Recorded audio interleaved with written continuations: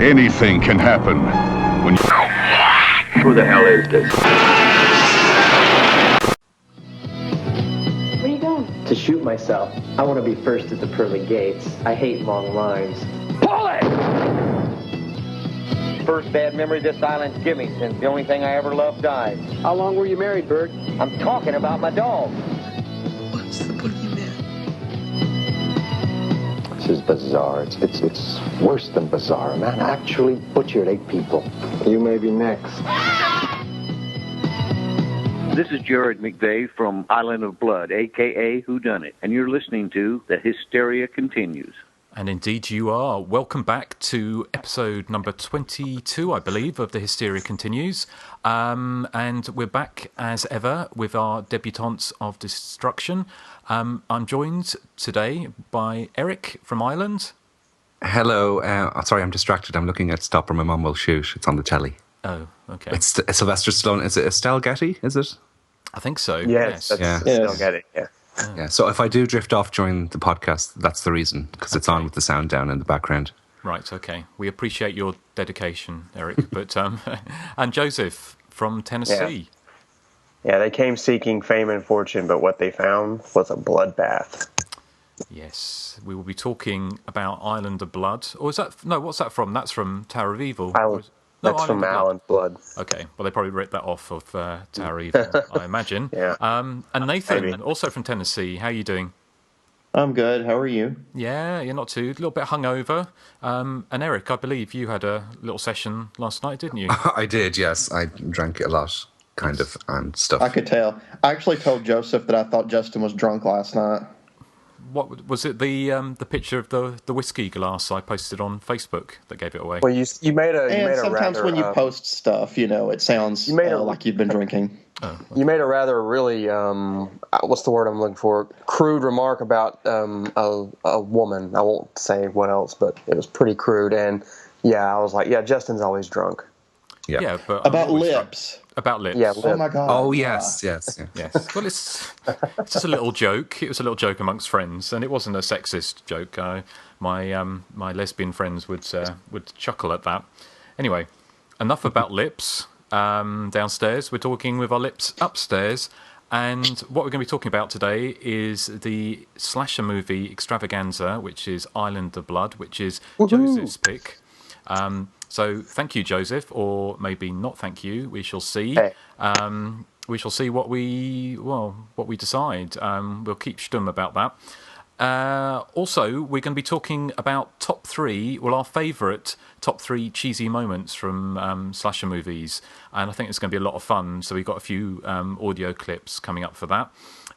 We've also got an interview with Jared McVeigh from Island of Blood, which, Joseph, you spoke to him yesterday, wasn't it? Yeah, very, very last minute. I wrote 7 people from the film, and he was the only one to get back in touch with me. But from what he tells me in the interview, I'm assuming people aren't too thrilled about being involved in that movie. I can't imagine why, but we shall talk more about that shortly. What about? Shall we talk about some recently seen? What have we been watching? How about you, Joseph? Well, as you know from my Facebook post, I've been on a major found footage kick lately, and the 3 that I really want to talk about is one is called Alone with Her. It stars Colin Hanks, who is Tom Hanks' son, and basically he's like this perverted stalker, and he basically puts like cameras on his body, and he stalks women in the park, and he fixates on this one woman, and he breaks into her house, and he like puts security cameras all through her house, and basically what he's doing is he's watching her and learning about her so he can use it as a opening to start a relationship. And it's sort of like a Hand That Rocks the Cradle in the found footage genre, it's really interesting. Okay. And the other one is called Exhibit A, which is a British film. It's probably one of the more realistic found footage films. It's about this guy. He's got this family, and they're all pretty happy family. And he's supposed to get this promotion at work, and they're all excited. They're going to put in a swimming pool, and up the resale value of the house so they can sell it and get a better house or something like that. But it turns out that he's kind of been lying. He didn't get his promotion, and he's covering up one lie with another, and his family just starts to unravel. And it's basically, showing his daughter is like documenting like the family with this camera she's got, and because she's worried about her father and she wants to get it on tape or something like that. But basically, it's him the whole family slowly unraveling, and it ends rather, well, I won't spoil it, but it ends rather, I guess, hauntingly would be a word to use. Okay. It's quite good. And the last is an Asian film called Haunted Changi, Changi, basically about this documentary crew who go to this abandoned mental asylum because they hear ghost stories. But it's that old shtick. But this is probably one of the scarier films I've ever seen. It's pretty much a nonstop roller coaster ride of jump scares and boo moments, and the kind to get your adrenaline pumping while you're watching it. And I really recommend it if you want like something to just jolt you out of your seat. And it is Asian, but they speak English, phonetic English, but it's English nonetheless, and you won't have to read subtitles. Okay, is that a new film? Yeah, it's 2009 or 10, I believe. Okay, sounds good. Excellent. And that's it. That's You've it for this week. You've not watched Nori yet? No, not yet. Because that's I'm really still good. looking for better subtitles. Right, okay. Because I can understand some of the Japanese, but some of it kind of goes over my head. Okay, well, I was very impressed that you can understand any Japanese, because how do you manage that? Did you study it? Yeah, for a while. Oh, okay. Right, interesting. Anything else? Because did you watch Wrong Turn 4 as well? Yeah, I watched that. I watched that a few weeks ago, but I watched it again last night, and it's pretty good, for the first half. But the problem is that one or a couple of mainly one character makes a fatal mistake like halfway through the film that just really made me stop caring at all about anyone in the movie. So the whole time I'm sitting there thinking, okay, I was in it, for the first half, or it was pretty suspenseful, had good gore, but now all I want is these hillbilly mutants to kill off these people and for the movie to end. So 5 out of 10, not bad, but it really loses it halfway through. Because it's set in the snow, isn't it? Which is the kind of the thing that they were talking about, wanting the new Friday the 13th film set in the snow. It's basically Cold Prey, but just not as good. Right, okay. Ooh. Well, anything else? And one more. I finally watched David Cronenberg's The Brood last night. That's the first time I'd ever seen it. I don't know why it took me so long to see it, but I really enjoyed it. It's Cronenberg, so it's decidedly weird. Well directed. Samantha Egger really goes over the top with a good performance, over the top performance, and the scene where they reveal her malady or whatever it is, and she opens up her dress and it pans down, that really, really jolted me. I really liked that. It was just really weird, perfect Cronenberg moment. Yeah, and I haven't seen it for years, but I can remember the attack on the kindergarten as well. That's pretty suspenseful. Yeah. Mm-hmm. Great. Okay. Well, thank you, Joseph. How about you, Nathan? Oh, I haven't been watching that much horror recently. I did rewatch The Exorcist. It had been a while since I'd seen it, and I guess I just kind of wanted to watch it again. I still think it's a really, really good movie. Maybe slightly overrated, but it's really good nonetheless. My question to you guys is, do you think that The Exorcist is scarier to someone who is religious as opposed to someone who is an atheist? I mean, do you think that matters, or do you think that religious person would be more likely to be more frightened of that film? I think a religious person probably would be more frightened of the film. I think it kind of works on different levels, but a religious person would probably be engaged in different ways to it, where it would still work. I'm an atheist, and I still find The Exorcist quite scary because of the whole suspension of disbelief. But yeah, I imagine I was brought up Roman Catholic, so I can imagine if you were a practicing Roman Catholic or any of any religion, it would and you believed in the devil as a real force, then that probably would frighten you. And I think that's why the film has such a reputation, didn't it, for so many years? I mean, it was banned in Britain. Well, it wasn't banned in Britain. I think it was banned on video, wasn't it, Eric? For many Yeah, years? I mean, it was shown regularly in cinemas, but you couldn't get it on home video for a long time because they were really, really cautious about people under a certain age seeing it. Because I imagine, especially in Ireland, because obviously, Ireland's known for that. Probably a much more staunchly religious country than As a fellow atheist, I'd say yes, I agree with Justin. It's scary in concept, but I think it would be scarier to someone who's, a devout Christian or a Catholic or something. But I saw it when I was a kid, so, that's why it scared me. But now I understand why it's scary, I agree with you. I mean, I guess I'd consider myself more agnostic, but I still think it's frightening, but maybe not as much as whether I was a believer, I guess. Yeah, I think that's fair. And also, it's like one of those films that's had so many spoofs done on it. Now you've got you had Repossessed. Kind of ruined the what's the word? The shock value or whatever you want to call it. And this also, is true. It doesn't have the scene like The Devil Within Her of somebody playing a nose flute, which is really scary.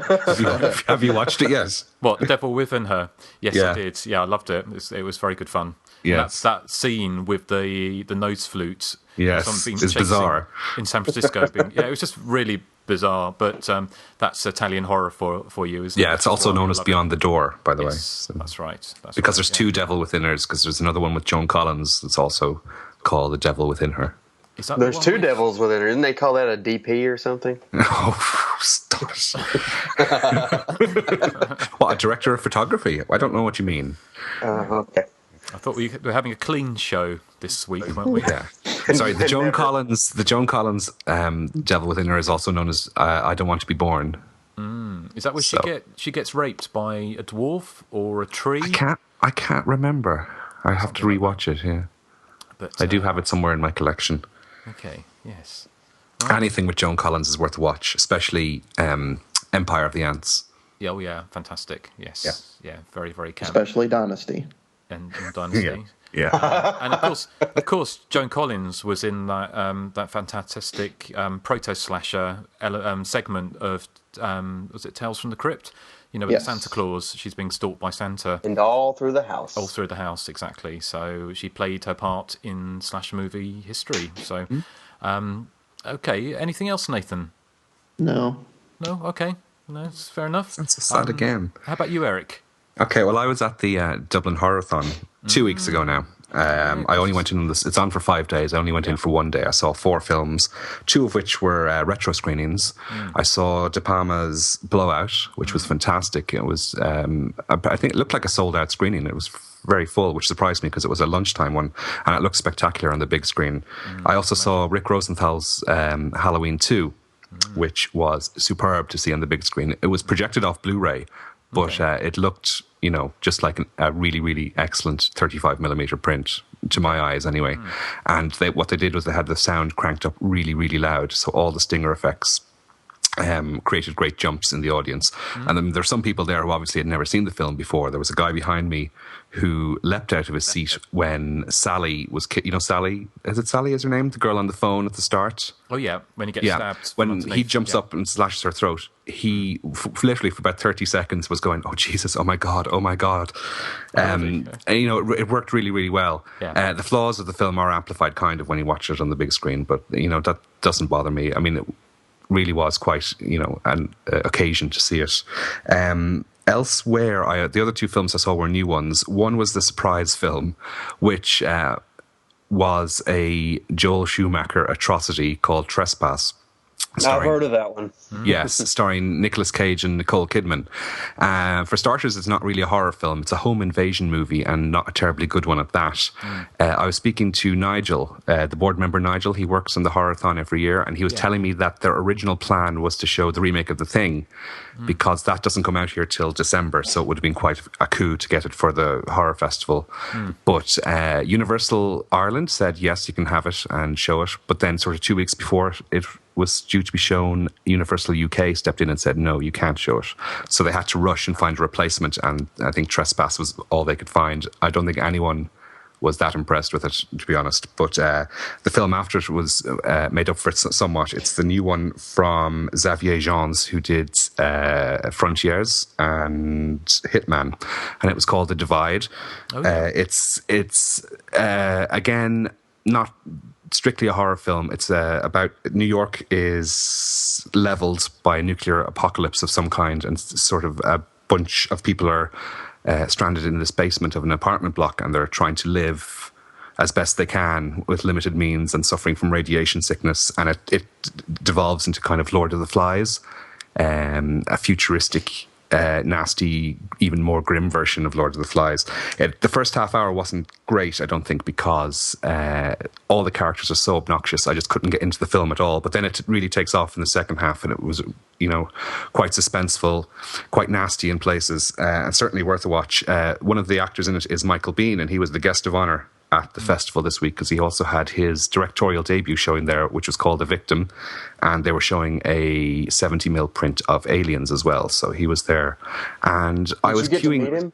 I did. I was queuing for The Divide, and Nigel came over and said, "Eric, I'd like to introduce you to somebody," and it was Michael Biehn. Oh, really? And I was just gobsmacked. Yeah. So it was really nice to meet him. Yeah.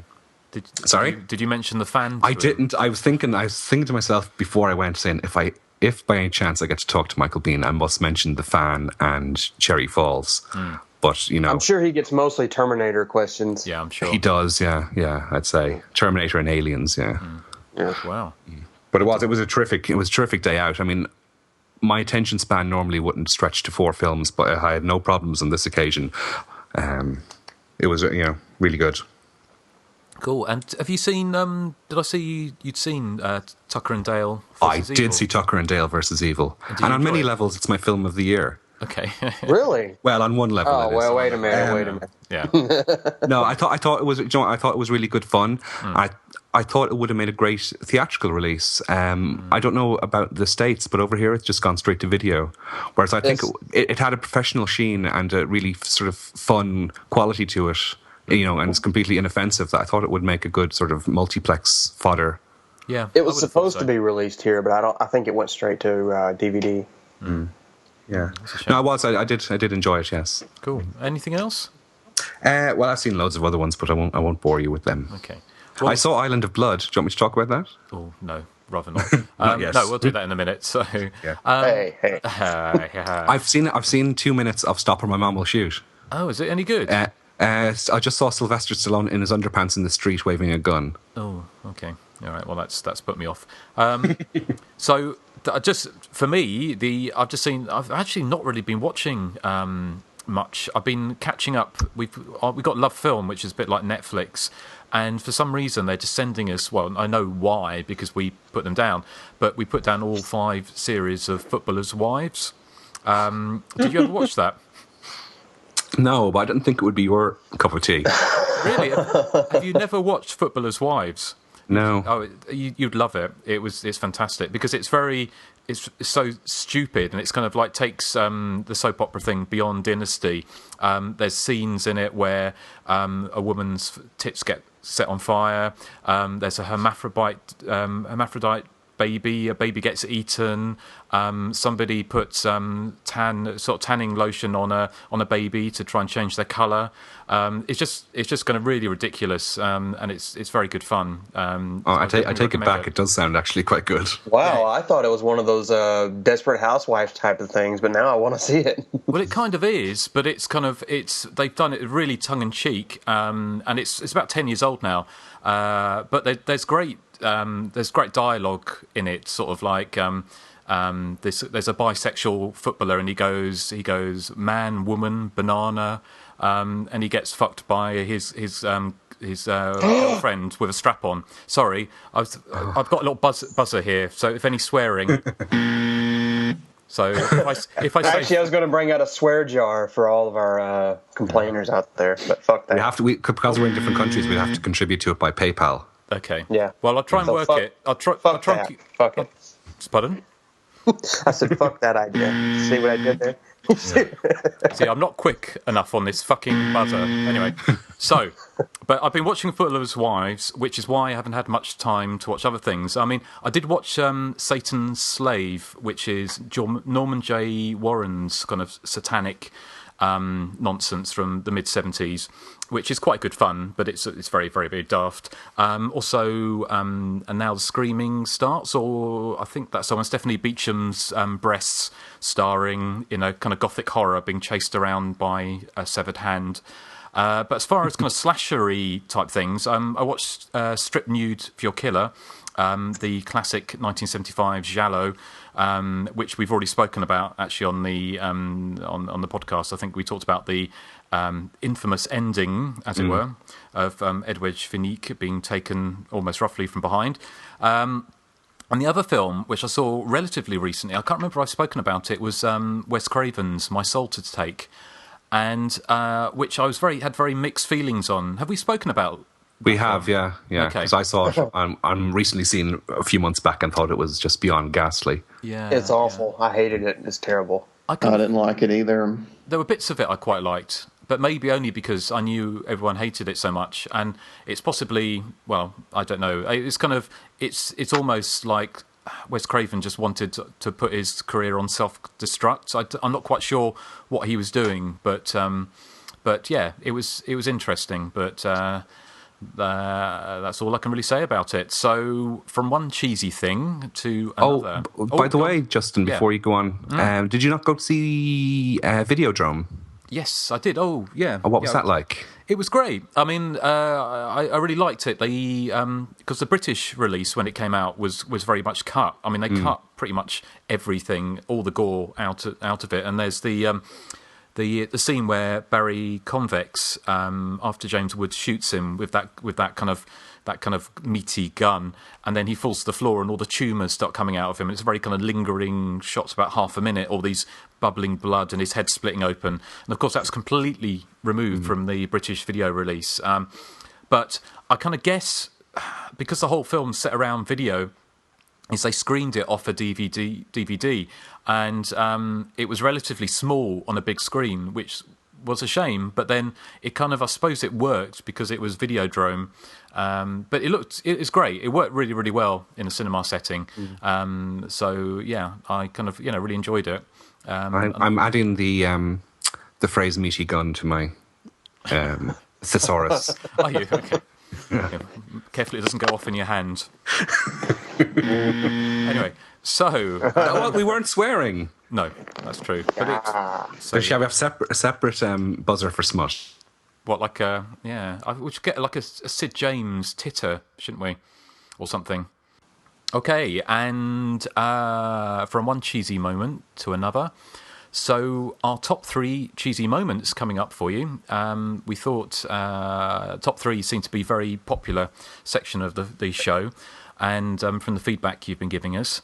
And we thought we'd like to share some of them with you. So without further ado, let's have a look. Who have I got up first? Erik, I've got your number 3, so I'm going to play this for you at home. And then we're going to talk a little bit about it. Here's Erik's number 3. Hey baby, you sure look sexy. Standing there watching me. Yeah, that's a little extract there from Justin's CD collection. Oh yes. Yeah, that's some of the music from I won't use the word classic because it's not, the 1986 film Aerobicide. It's not a classic. I'm sorry. You can gasp all you want. I mean, this should really be my number 1 film because it takes a film like Perfect, the John Travolta and Jamie Lee Curtis film, and a slasher movie, and sort of merges them together, but it doesn't quite work. I suppose a lot of the problem is that the video I have of it has really, really appalling sound. So a lot of the dialogue you can't hear, but that doesn't matter because you can hear the music and you can see the brilliant dancing. I urge people to sort of go to and find a clip of it on YouTube where you see all the coordinated aerobics with all these women who obviously don't need to be in the gym because it looks like they don't eat, and they are all gyrating in unison to this fantastically cheesy 80s pop, the kind of thing that I know Justin would feel nauseous listening to. Would I be right? Yes. Well, not necessarily. I mean, I like a bit of cheese, of the cinematic kind, obviously, but and musically, I can just about stomach it occasionally. Can you stomach the leering close-ups of jiggling boobs and buttocks, though? Yes. Yeah. But, I mean, if you're a 1980s, movie aficionado, you've got to be able to stomach those things, haven't you? Totally, yeah. I mean, and this film is like the 80s have just vomited all over it because it's just pure. I mean, I'd say this film probably dated sort of 30 seconds after it was finished. It's that sort of stuck in the 80s, and that's not a problem for me. That's where its appeal lies, because it doesn't really work as a slasher film, as I said. But once the gyrating hussies come out and the music comes on, it's really, really fun, I think. Is it the film? It is the film, isn't it? With the killer with the giant safety pin, yeah. Mm-hmm. Yes, which kind of goes to show they probably weren't taking it that seriously. Do you think? Sometimes I find it really hard to judge these things. I'm wondering, like, did they mean it to be serious, or because you have to transport yourself back to 1986 when that was probably the height of fashion, and they probably thought they were being cutting edge. That's probably true. But it is, and what's it also known as is a killer workout. Killer workout, yeah. Because there's the other kind of dancing films, isn't there? There's the Death Spa. Sorry, the Death Spa. That's right. Oh, Murder Rock as well, the Lucio Fulci one. Yeah. I'm sure there's some others, isn't there? Last Dance. Last Dance. That's right. Yeah. And obviously Pieces. They've got that great scene in aerobics. Yes. And there's a great. No, it's not in aerobics. There's a great gymnastics scene, as we said in Final Destination 5. Okay, which I've still not seen, so no spoilers. Thank you very much. Fantastic film. Great. Okay. Well, no, thank you, Erik. Have you got anything else to say about Robotside, or should we move on to? No, just I'd like to see a proper version of it with proper sound, so they can actually hear the dialogue. Is that? I may pick it. I may choose it soon. Okay. Oh. Right. Okay. Ooh, interesting. Yes. Wonder if anyone will be willing to talk about it. Actually, I think I can get an interview with the director. I've talked to him before. Wow. Was it Ted Pryor, is it, or David Pryor? David Pryor. Yeah.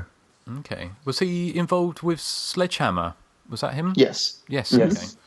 So, I could talk to him about both. That'd be cool. Okay. Yeah, that sounds good. Great. Well, thank you very much, Erik. And Joseph, here's your cheese.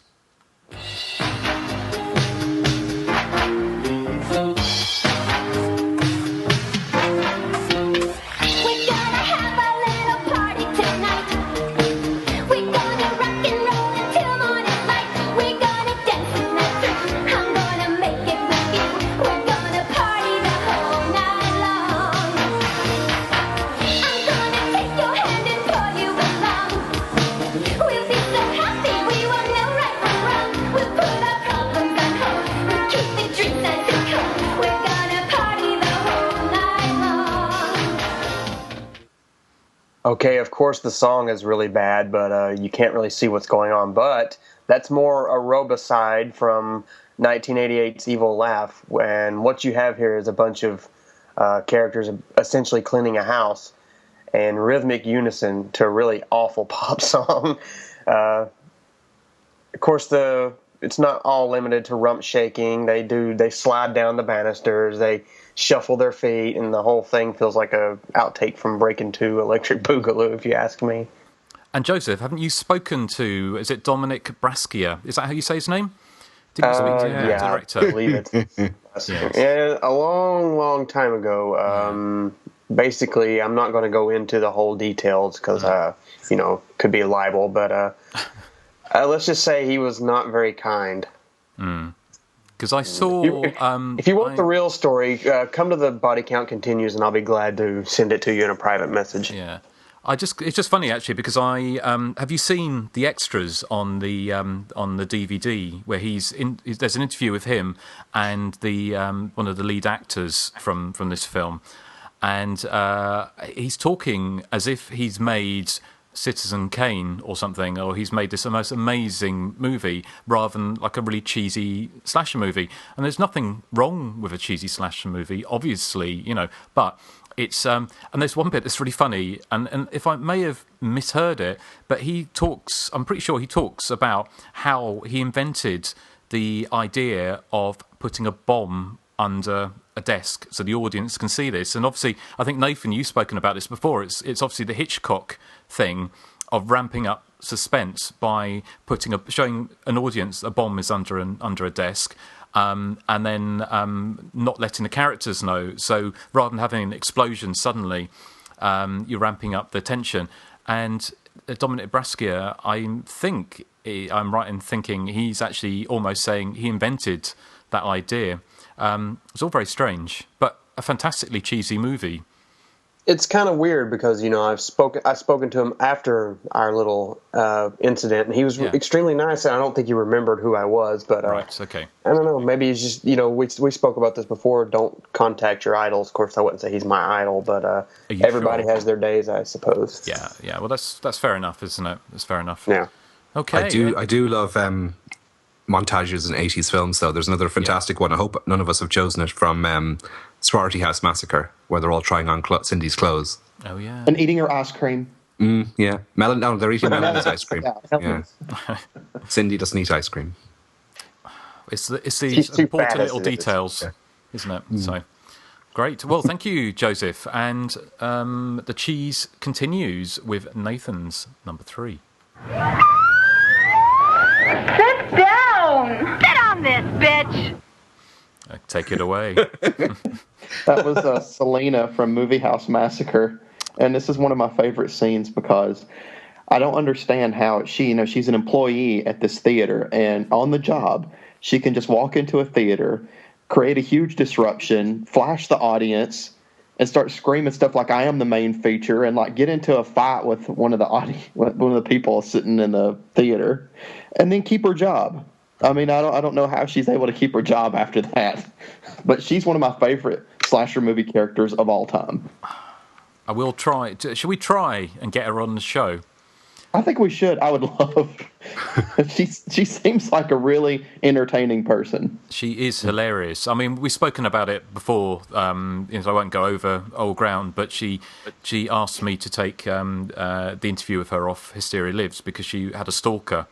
But she is just like the character Selena, hilarious, absolutely hilarious. And so I think it should be a really funny interview. So maybe if she's got rid of a stalker, we should get her on the show. Let's see. Oh, yes. Okay. And also, I imagine, Nathan, with the films you're choosing at the moment, Movie House Massacre will be up there or down there with them. So it'd be quite a good pick. Do you think? Up there. Okay. So we gotta have Nathan on the show because he's the one who picks all the trash. Yeah. We're keeping Well, it. We need that element. We can't all pick high class stuff like Island of Blood. Yeah. Yeah, of course. Yes. Anyway, moving swiftly on, here's my number 3. Oh no! I'm sorry! I'm sorry! I'm sorry!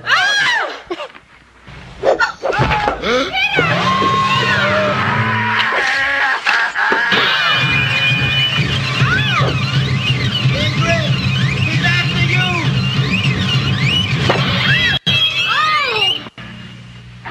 Ingrid!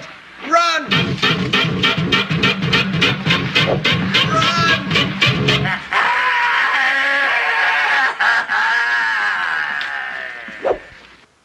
Yes, and that was and that was a scene, of course, from Forrest Gump. Yes. No, not really. That was Don't Go Into the Woods or Don't Go Into the Woods Alone, 1980, one of the infamous video nasties. Why? Well, it's fairly obvious why it was a video nasty because there's lots of very gore in it, but very, very cheesy. Stephen Thrower in his book Nightmare USA.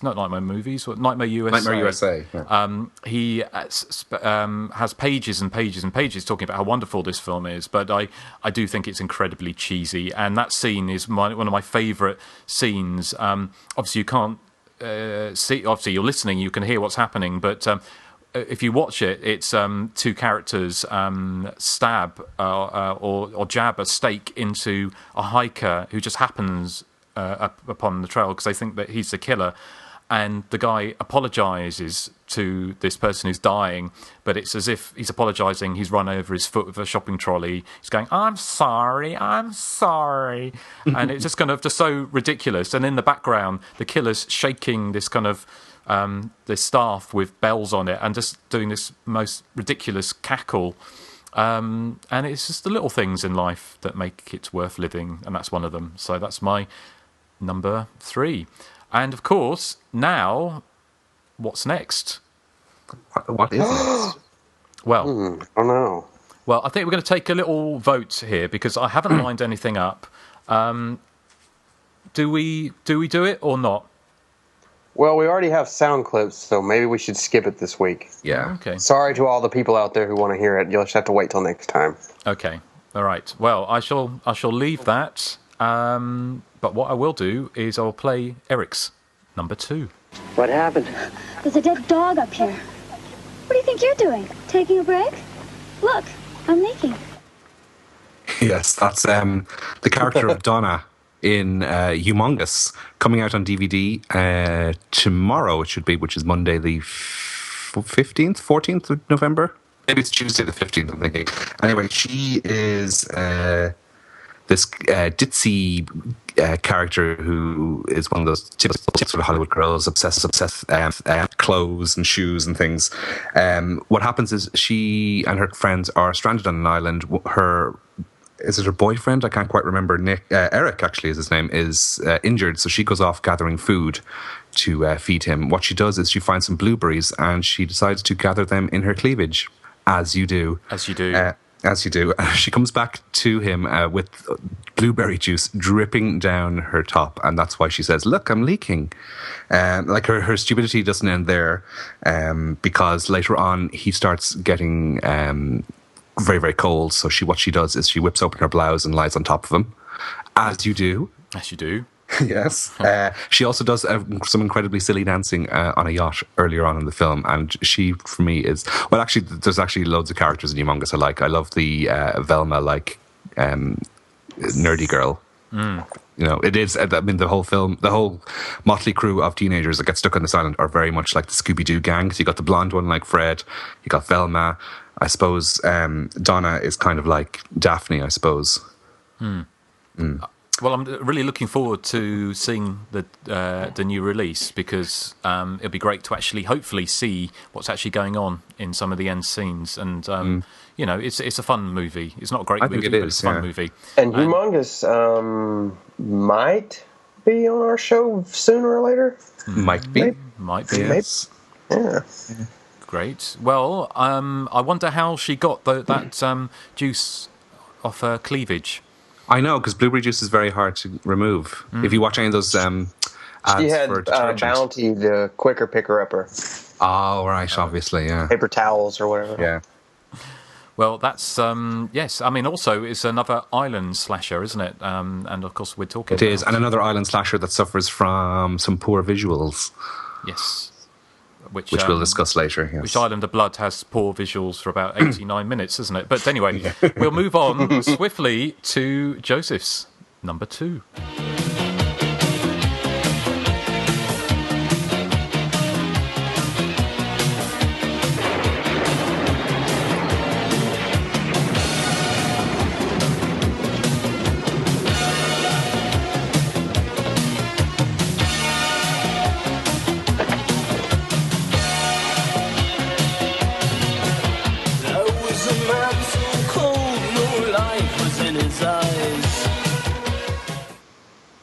All right, in keeping with the dance theme going on here, anyone worth their salt knows that my big number 2 is Violet's embarrassing robot dance in Friday the 13th Part 5, A New Beginning.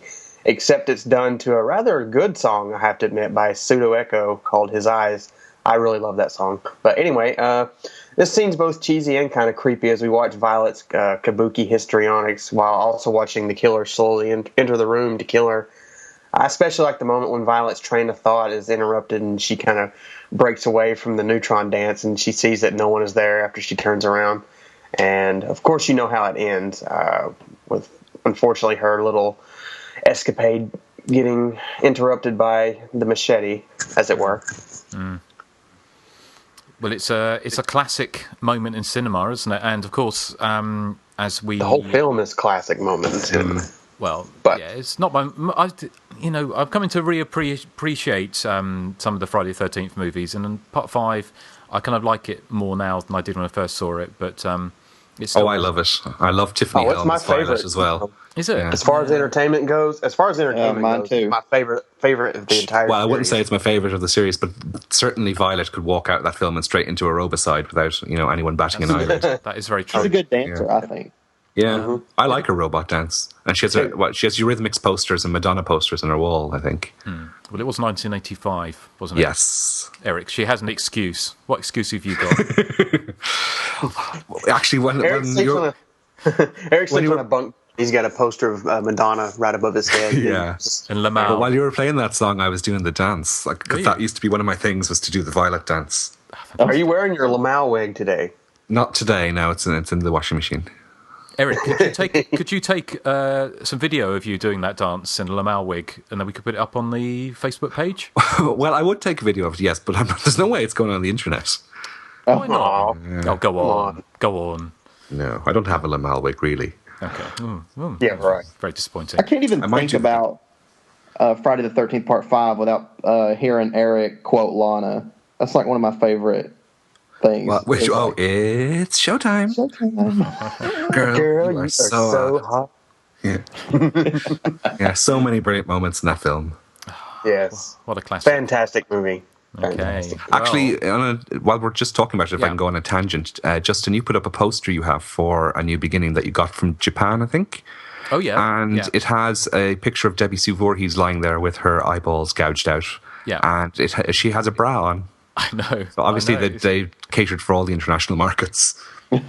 It's Because funny, as you isn't it? know, she's there with her big wobbly knockers hanging out in the film itself. Yeah. It's funny, isn't it? Why they? I suppose because it's for the poster or because they're called chirazi, or I'm not sure if I'm pronouncing that properly. It's like the Japanese flyers, which I'm not sure what purpose they serve or served in Japan, because they still use them. But I presume they have them in cinemas for upcoming. You take them away as little souvenirs or something. Right. So it's got a little mini poster, and so maybe that's why. Because I know in Japan they've always had a problem with pubic hair, haven't they? Yes, they fog them out, yeah. Yes, but knockers, I didn't know. But there you go. And they do it they always do those kind of, when they paint on bras, they always do them in those kind of very small kind of bras, don't they? Sort of... Can't believe we're talking about bras. No, anyway. Well, enough of bra talk. Let's go on to Nathan's big number 2.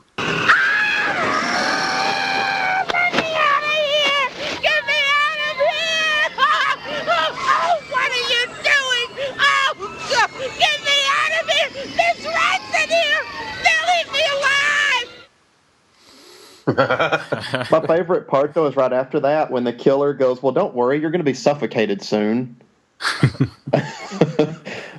That's poor Lily getting buried alive by Angela in Sleepaway Camp Part 3. I'm a huge fan of the Sleepaway Camp sequels, even more than the original. I think they're really cheesy and fun and entertaining and all that. And this particular scene, like this woman who's getting buried, she is one of the most laziest, like useless people in the world. Like almost every time you see her, she's like laying in this lounge chair, like asking people to do stuff for her. Pour my coffee for me, and she finally just has had enough of her, and she decides to bury her alive. And one of my favorite lines in that movie is, before she realizes she's in any danger, Angela's like, "I hear you're going on a vacation," or something like that. And she's like, "Yes, Herman and I are going to Europe. It's going to be very expensive, but like Herman says, we're worth it." And while Angela's burying her alive, she goes, "I changed my mind about the trip. You can go with us." I like that she offers to take the killer on her vacation with her if she won't kill her. But, she, of course, ends up getting her head ran over with a lawnmower. As happens. Yeah. It was, those two films, because they were shot back to back, weren't they? Yes. 2 and 3. And they were released in Britain in very, very, very cut versions. and I have seen them uncut. Weren't they released under the name Nightmare Vacation? Yeah, well, the original was under. Well, I know that the second one was released as Nightmare Vacation too. I know that much. Yeah. Yeah, but I haven't seen the most recent Sleepaway Camp film. I think we've spoken about that before. No, but it's not very good, is it?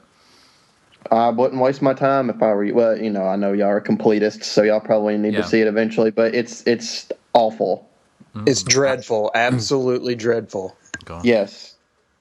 See, what kills me about the newest Sleepaway Camp movie is, in part one, we care about Angela being bullied because she's like a sympathetic character. Like, I didn't like seeing her get bullied. But in part 4, the kid that gets bullied is a bully. So, I mean, how are you supposed to feel sympathy for this guy? And he is obnoxious. The worst character I've ever seen in any movie. He is the worst.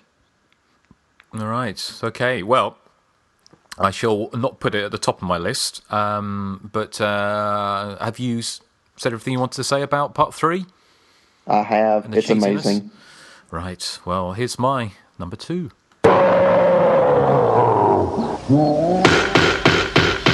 His skull had been crushed with his own axe. And it was in the same area that 2 Girl Scouts disappeared. Apparently, they'd wandered off the main hiking trail and were plotting a new path for the rest of the group. Well, that's an indication of the acting talent that was amassed for 1980's Night of the Demon. Not to be confused with Jack Tournier's 1957 demonic classic. This is a film where you have a killer, well, basically Bigfoot, who is a kind of cross between Basil Brush, who, if you don't know who that is, if you're not from the UK, he's like a glove puppet ginger fox that's on 70s TV in the UK, and Mick Jagger. And in one wonderful moment, in a film full of wonderful cheesy moments, 2 Girl Scouts get lost, and he basically, I think they've got knives in their hands, he grabs hold of them and does a kind of hokey-cokey of death, like a dance, and he makes them stab each other. And it's just wonderful, really. And of course, that was another film that got banned in the UK. It starts off with the most amazing scene where a couple are having sex, and the woman's going, ooh, ah, like this. And then the man gets dragged off her, and then gets dragged across the top of the car, and there's blood going down the windscreen, and her mouth's flapping like a guppy fish, and her frozen look on her face, and she's obviously going for this kind of idea that it was meant to be shock, but her mouth just going opening and closing, and then it kind of does, the camera zooms in on her eye, a bit like Janet Leigh in Psycho, but the film is of a completely different class, and that's my number 2, which is Night of the Demon. Surely you guys have all seen that. Yes, that movie's so full of moments. The one I always took away was the guys. I think it's in a flashback. It's been a while since I've seen it, but the guy's like trying to exorcise his daughter, and he's like praying to the heavens. He's like, take this demon seed out of her. Oh, and take the girl too. Yeah. That's a great. I bring up the subject of penisectomy again. Isn't there one in Night of the Demon? Well, the man's having a piss, isn't it? Yeah. And then the monster suddenly shoots his hand out of the bush, rips off his penis, and then the man's he kind of wanders down, grabbing his crotch, and there's a flap of skin with blood spurting out. And that's worst a great tug job ever. Well, exactly. But yeah, it's full of wonderful moments. What a wonderful film. And the only film I know of where somebody has their own intestines pulled out and they're whipped with them. Where else could you see that? So, yes, that's my number 2. I think we're moving on now to our number 1s. And Erik, here is your clowning glory? No, clowning glory. No, crowning glory. Crowning glory. That's the one I'm looking for. Here we go. Here's your number 1. The First Lady of Rock, Blaze! All right, ladies, it's time to slam down and get even. It's time to spin out and spoil your hair. Okay, that is... I'll just repeat what you said there, because I know the sound isn't great on it. That's from New Year's Evil, and it's this MTV-like VJ called Blaze, and she says to the audience, it's time to slam down and get even, it's time to spin out and boil your hair, which apparently is what we all were saying in 1980. according to this film anyway. It's filled with lots of cheesy bands that used to populate these types of films in the early 80s. Think of the Incubus, Graduation Day, House and Sorority Row, and often the band's appearance is my personal highlight of the film. And in New Year's Evil, we get not one, but several of these bands performing really, really dated, cheesy new wave music. But even far more cheesy is this character of Blaze, who's telling people to spin out and boil their hair, whatever that means. If anyone knows what it means, can they please email us at the.hysteria.continues@something.com. You might help me out there, Joseph. What's the address? Gmail. That's it. Yeah. I also like the fact that she's obviously sort of this 50-year-old actress who thinks she's 22 or something. Yeah. Wasn't she on some? She was on Happy Days, according to your review. Right. Yes. Yeah, that's right. Because it was Erin Moran who was also on that, didn't she? She went on to. She was on Horror Planet or one of those Roger Corman Galaxy of Terror. Forbidden. Or something, wasn't she? Was it Forbidden World or one of those? Galaxy of Terror, one of those. Yeah. And something horrible happens to her in it. I think. Yes, she gets raped by a big monster or something. Yes. Yeah. Well, there you go. Yeah. Have you ever slammed down and boiled your hair? I don't believe I have. No. Yeah. It must be something that around, and also why are all the so many of these films from 1980? 1980 was that the apex of cheese? Yes, and, must be. It must be, and because New Year's Evil is a pretty awful film, I think. But it's one. I think it has enough cheesy moments to make it entertaining. I know you don't like. You think it's quite dull. Well, I think it's quite dull, and also it's quite. I find it a bit. Sort of misanthropic, because it's strange to talk about. We talked about this before, but watching slasher movies, which of course they're always going to be misanthropic to some degree, but then I just there's certain films like New Year's Evil and Double Exposure and films like that where it just goes that little bit further and becomes quite sort of just a bit. Just not exactly makes me feel uneasy, but it just takes it out of watching a cheesy horror movie into watching something a little bit slightly more disturbing, I kind of guess. But then maybe that's just me. So, I think it is. When it comes to New Year's Evil, I think it's just you. I think it probably is. I doubt many people have been touched on that level by New Year's Evil. By New Year's Evil, no. No. Okay. You're very sensitive, you see. I am a sensitive flower. Okay. I scare myself sometimes. I believe they call it a delicate flower. Do they? Okay. Well, thank you. Or something like that. You are quite delicate, by the way. It's my little rosebud, as it were. Okay, Joseph, here's your number one. I must say, Natalie, you have proved your friendship to me, coming all the way out here to rescue me without even a little pepper spray to defend yourself. Very endearing.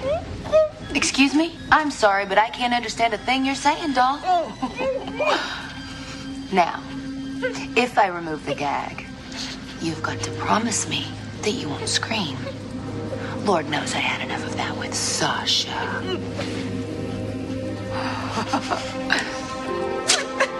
You're fucking crazy. I prefer the term eccentric, but yeah, I guess you could say I'm a little nutty. why? Why? Why? Why? You still haven't figured it out, have you? Well, lucky for you, Miss Thang, I've got a visual aid. Okay, I've decided to break my dance theme with something altogether more hysterical and frightening. And big spoiler alert, that was Rebecca Gayhart's completely over-the-top killer revelatory sequence from Urban Legend from 1998. Basically a huge teeth-gnashing and eye-rolling bout of hysterics, and she reaches like a zenith with her performance, I have to say. And that's only like 1 minute out of a 12-minute freak show of really bad acting. I've always loved Urban Legend, but for my money, The Killer's Unmasking took what was a pretty straightforward slasher film and turned it into like an incredibly thick slice of provolone. And I think that's one of the reasons why I love the movie so much. I mean, it's just that ending is like so over the top and like soap opera-ish and really, really cheesy. That's my number one. It's just a lot I of fun have with to it, disagree there. Oh, go on. Well, no, just to the extent that I don't think Urban Legend, the previous, 80 minutes of Urban Legend are serious and cheese-free. I think it's just wall-to-wall cheese, particularly the moment where the duffel coat-clad person decides to walk into the swimming pool. And she takes off the duffel coat and it just turns out to be another swimmer. Yeah. Yeah, well, it does have its moments, but it's nothing compared to that last minute. And I don't think Rebecca Gayheart's a bad actress. I think she's fantastic in that. I think she's brilliant. I think Justin was asking earlier if the filmmakers knew that it was tongue-in-cheek or if they're trying to be serious. And I think in this instance, they knew that it was being a bit more tongue-in-cheek. I think she's brilliant in that end. And also, I recommend that if you have the Region 2 DVD, you watch that end sequence using the German language option, because it's really fun. Oh, really? Okay. When I got the DVD player first, back in the late 90s, this was one of the first purchases that I got, and I went through this phase of like listening to certain bits in the alternate language tracks because I'm kind of sad that way. And some of them were quite fun. Yeah. Well, like on the original Friday the 13th, Jason is called Jackie in the French language version. Jackie Voorhees. Jackie Voorhees, yeah. But then on the Friday the 13th Part 2 DVD, when you turn on the French language track, he's Jason. Okay. I do like Jason. I do like the fact that her hair gets a lot bigger, doesn't it? The madder she gets, her hair. Well, that's what happens. That's why Toya and Susie have such big hair. I know, yeah. They're both nutty. Yes, so a bit of backcombing is a sure sign of madness. So there we go. Okay, so watch out for anyone who's got backcombed hair, especially Toya. Right. I like her slideshow. I mean, she actually gets a slideshow. Yeah, she actually has a slideshow to show. Yeah, it's pure. I mean, it's not her motive, all that up. It's crazy. That is great. And she sets it up in an abandoned building, like that's supposed to, it's supposed to be abandoned, but somehow it has electricity. She has a generator in the next room. If you listen carefully to the soundtrack, you can hear it running next door. Yeah. Oh, okay. I love the movie, though. I really do. And I agree with Eric. I think that Rebecca Gayheart's a really good actress. I think that, though, with the dialogue she's given, I mean, I think she just decided to have fun with it. I mean, it's kind of hard to be a good actress with some of that dialogue. Miss Thang. Well, talking about good dialogue, how about your number one, Nathan? You see it? Yes! While we were out here fumbling with that music, the lousy bastard was in there killing her! Bastard! Bastard! Bastard! The one and only. The Someone one had to pick it. George. Someone had to pick it. It had to be done. Well, to me, though, in Pieces, it was really hard because I knew when we decided to do cheesy moments, I was going to have to pick something from Pieces. But, I mean, how do you narrow it down? I mean, that whole movie is cheesy moments. So it was really difficult. But I had to go with Linda Day George's classic, bastard, bastard, bastard performance. I think the second Bastard's my favorite. It's funny, isn't it, when you're just talking about Rebecca Gayheart and Linda Day George and saying Rebecca Gayheart obviously was self-aware of this, was obviously, she was having fun with it. But Linda Day George, do you think the director just said to her, just really go with it. I want you to emote. I want you to really show the horror of the scene, and she just went with it? Or do you think she actually thought, this is really funny? Or I get the impression that it was serious, wasn't it? I think she took it seriously. I do. I think that she took the movie very seriously and put her all into the performance. But actually, that's one thing I really like about her performance, is that she did take it so serious. Yes. Adds to the fun. Yeah. It'd be good to see her doing Shakespeare, wouldn't it? Yes. But because I've seen her in other films, and she's a pretty good actress. She's quite, she's completely competent. It's just in Pieces she completely overacts. But as we've spoken about before, she won't talk about these films at all. So I think she's embarrassed by them. She probably only did them because her husband was in them, I imagine. But you've got nothing to be ashamed of, Linda. We'll have you on the show anytime, won't we? Yes. Yes. Yes. Okay. Well, I think it'd be great to pick pieces and do it some justice, because that'll be a really fun show, I'm sure. Lots of cheesy moments.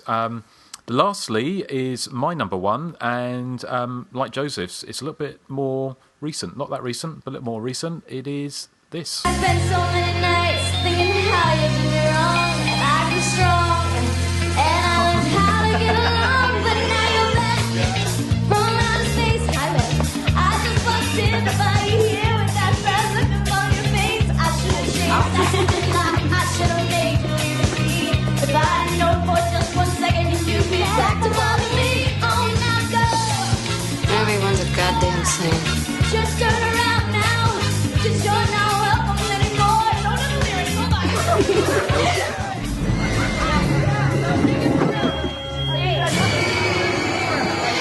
Tim, What do you mean? he did something to the screen. I swear to God, it said... Julie, what's wrong? I swear to God, it said... What do you mean? Julie, what are you talking about? Nothing. Where you going? Julie! The one and only. Was that Susie? No, but it's... Sound about as good. Oh, yeah. It just gets... I'm sorry, I shouldn't say anything on Susie Saturday. Exactly. Oh, God, I haven't posted anything today, have I? Oh. Oh, no. Well, after this I will. But I was too busy nursing a hangover. But no, the reason it's well known, well, I've said it many times, that I adore I Still Want What You Did Last Summer. I think it's probably the funnest, or one of the funnest, if that's a word, well, it is now, of the kind of the post-Scream slashers.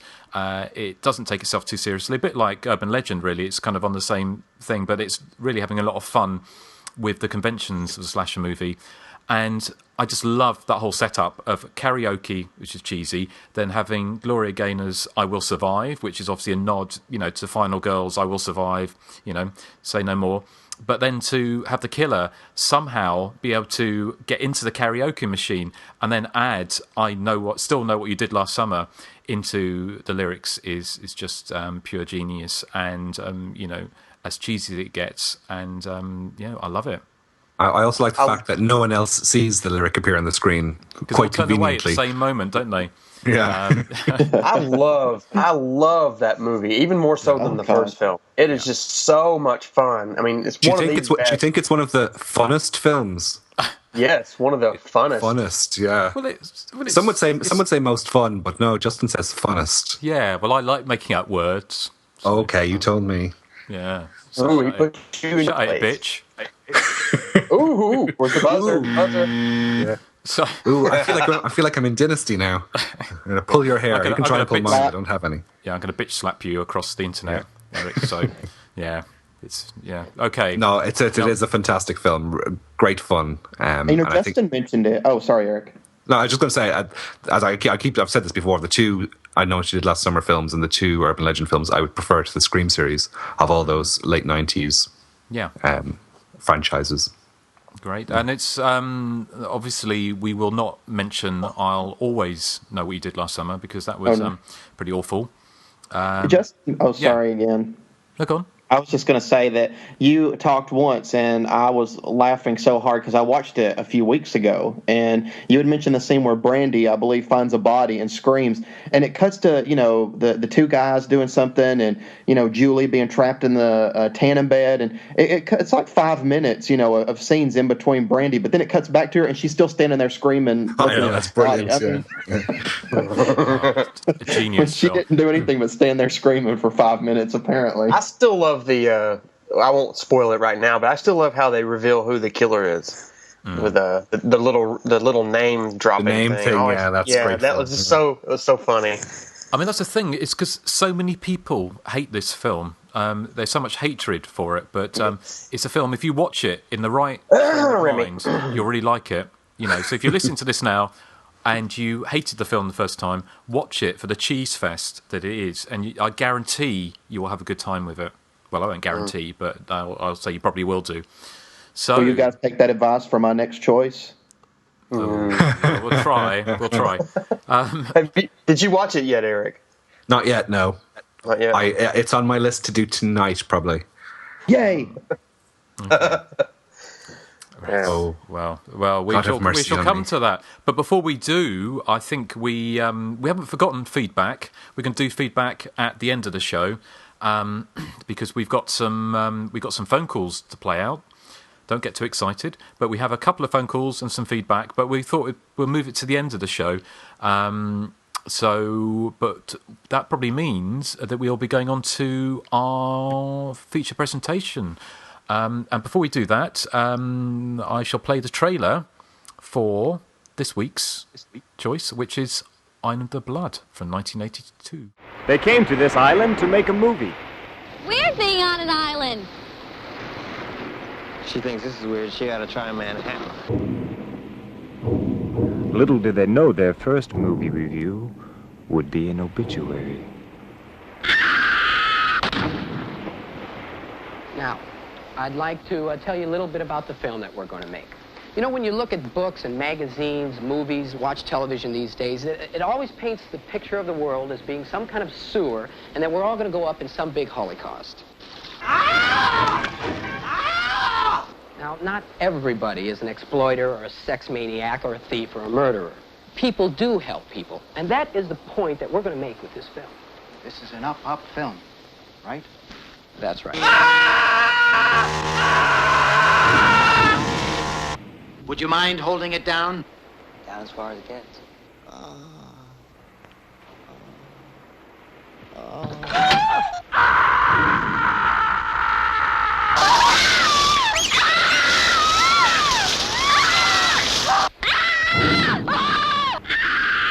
I think I've lost my appetite. Well, we're going to do something different. We're going to make a film that's very positive, has something to say to the youth, it makes a statement, shows them what is right with the world. What is? Can I take off my robe? I think I can get more of a beach feeling. More feeling? Sure.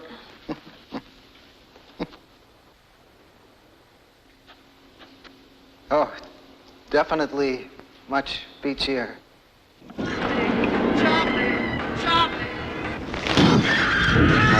Fish. This is an up film, right? That's right.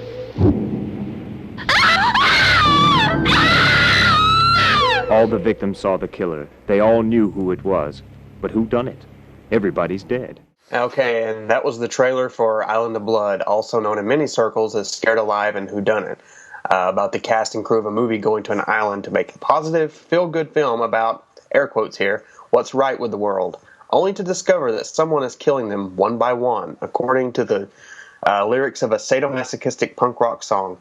Let's see. Island of Blood plays like Agatha Christie on Smack and walking the line between Skid Row and complete destitution.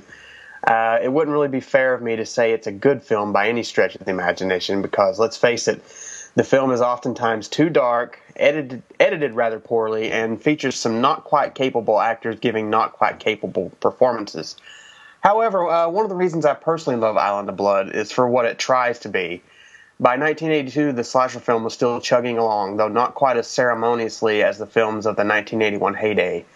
For all of its less tangible qualities, Island of Blood actually makes a fairly clever statement about film itself, blurring the lines between straightforward spills and thrills and postmodern winking before postmodernism was even an ism. The film sets up the story of a greedy land developer wanting to purchase the island from the title, so it stands to reason the cast and crew of the film within the film will be making a movie about, you guessed it, saving a school from a greedy land developer. It also toys, and we'll be getting into heavy spoilers here, so be warned, with a pretty neat twist in the end dealing with snuff films, lending more to the movie within a movie credence. And there's ultimately some nice gallows humor spread about. Yeah, like I said, it's a complete clunker in the quality department, but it wears its heart on its sleeve and offers up some inventive and rather nasty murders. And I couldn't go without mentioning the song Face to Face that plays nearly nonstop throughout the film. It's quite catchy, actually. I'll probably be lynched for this, but I'd give Island of Blood a solid 7 out of 10. Quite high praise for what really amounts to nothing more than a celluloid turd, but I don't know. There's just something about it that I really, really love. So let's see. How about you, Justin? Oh dear! I knew you'd come to me first. Well, I had to pick you because you gave it half a star, and I want to see what you think now. So go ahead. Well, I think I was probably quite generous back then. I've got to say, I tried my damnedest, and I've gone into some of these films that I've given very low marks to before, and enjoyed them, but I still couldn't really get into this film. I don't know why. It just didn't. It just felt really flat to me. I appreciate some of the cheesiness and some of the things you were talking about, and I agree with you that it is a cinematic turd, but it's not in the right way for me. It just didn't really work for me personally. I can see why you would appreciate it more, and I'd be interested to hear what the other guys think. But I just found it very, very flat. I just kept on not drifting off, but just lost my interest.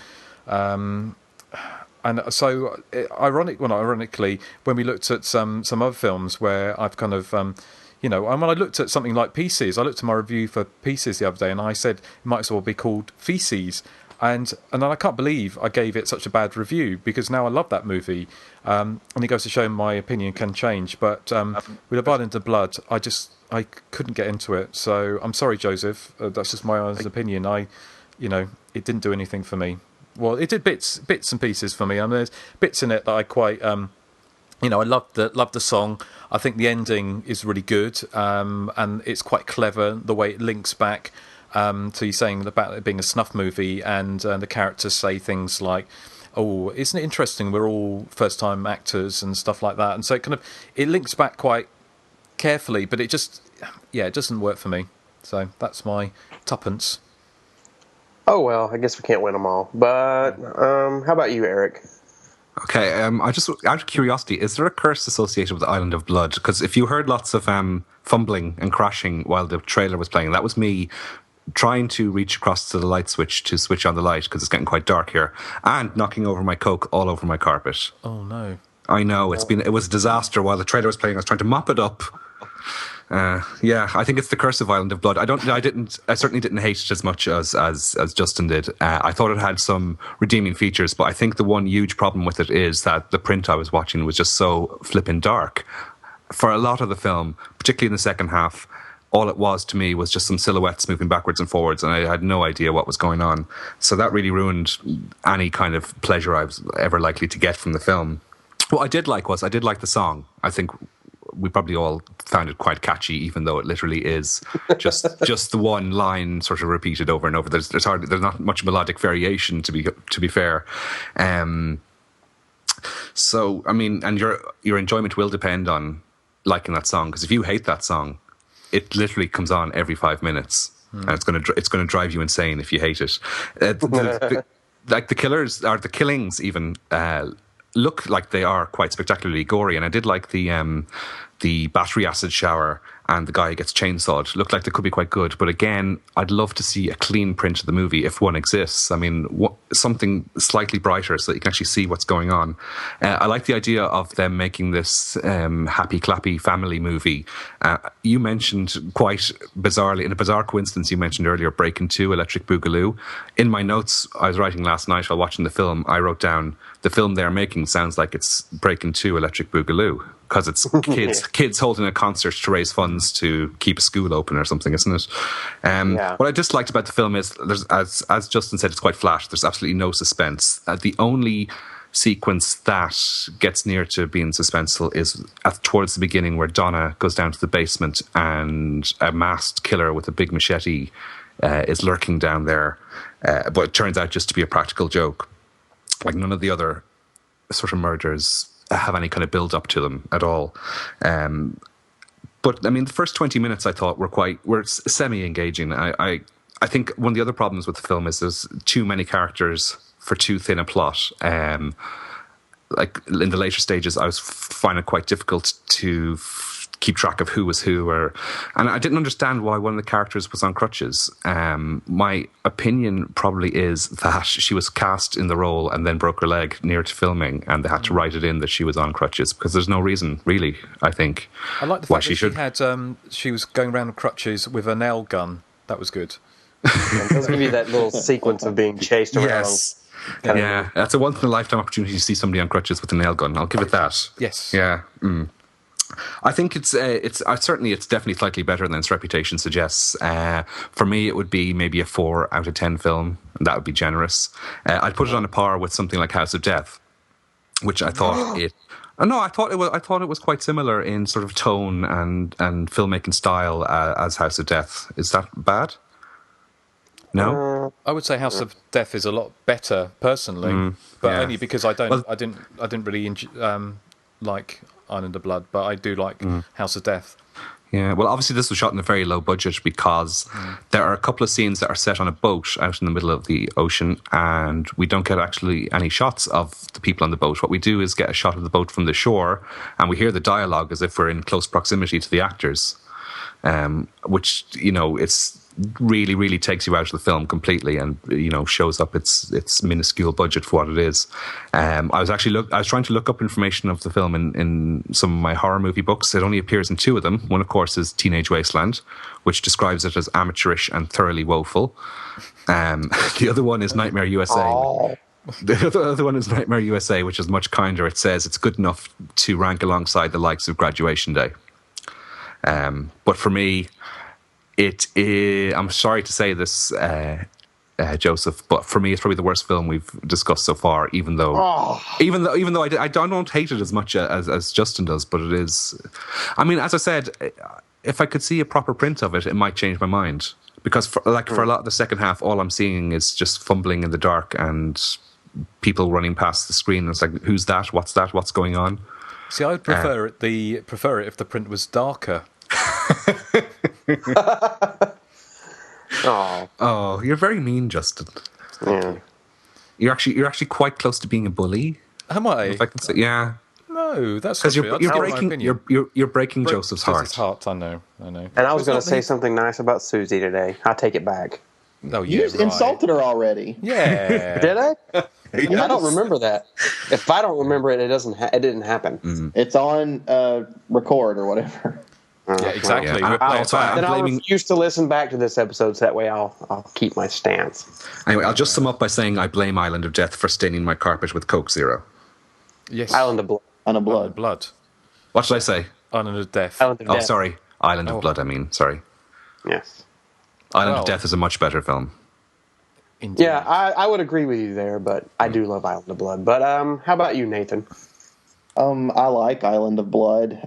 Maybe not as much as you do. I would probably give it a 6 out of 10.